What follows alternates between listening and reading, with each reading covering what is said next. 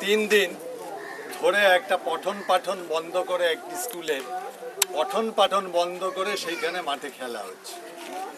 পরে আমি শুনলাম, একজন বলল আর কি, আমরা গেছিলাম ডেপুটেশন দিতে, সেখানে বলা হলো যে এখান থেকে একটি চিঠি দেওয়া হয়েছে যে এই স্কুলে কনস্ট্রাকশন চলছে। আমি এই স্কুলের মাননীয় শিক্ষক মহাশয়, প্রধান শিক্ষক মহাশয় সকলকেই জিজ্ঞেস করেছি, কোনো কনস্ট্রাকশন হচ্ছে না। আমি রেগুলার এই গ্রামে আসি, আমিও জানি এই স্কুলে কোনো কনস্ট্রাকশন হচ্ছে না।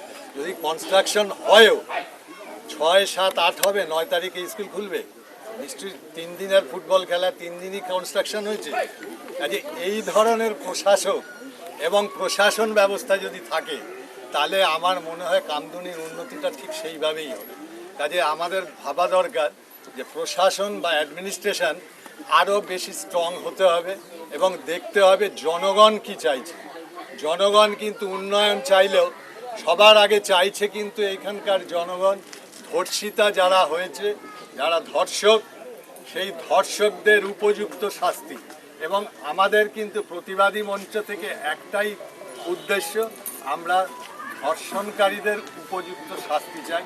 তার জন্য আমাদের গ্রামের সবাই, কি মঞ্চ কি কমিটি, সবাই কিন্তু একই মতে চলছে।